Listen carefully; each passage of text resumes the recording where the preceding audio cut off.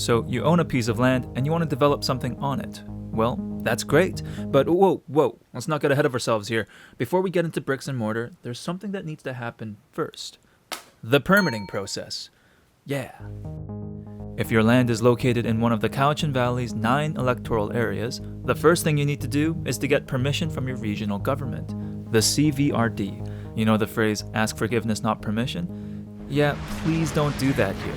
The CVRD has objectives, policies, and regulations for how and where our region should grow, considering important things such as environmental protection, the availability of infrastructure, the economy, transportation networks, climate change, and much more. Getting approvals and permits is really just a process of making sure your plans are aligned with these objectives, policies, and regulations. Here's how it works. We start with the Official Community Plan, or OCP, which contains the objectives and policies for development in the electoral areas. It will tell you generally what your land has been designated for, such as agriculture, industry, residential, or commercial. This is also where you check whether you need to apply for a development permit.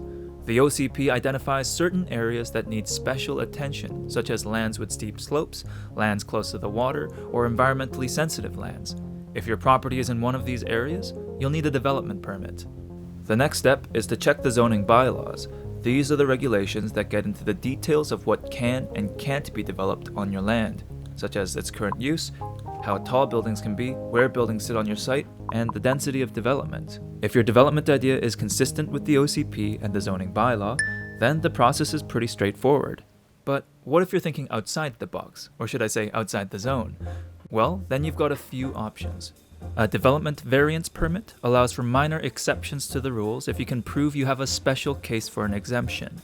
For example, maybe the zoning bylaw for your property requires all buildings to be set back 7.5 meters from the road, but there's a stream running through it that would make it impossible for you to meet that requirement. Well, a variance could give you an exemption to build closer to the property line.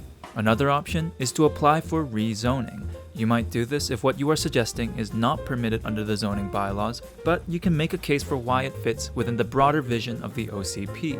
For example, maybe you'd like to develop townhouses on a property that only allows for a single-family home.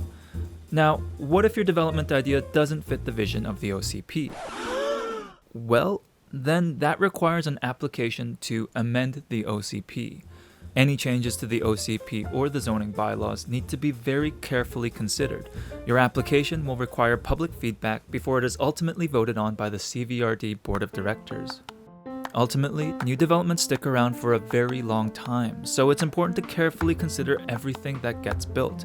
Sure, it might seem cumbersome, but once your development application is approved, you can proceed to getting a building permit, and then the hard work is done.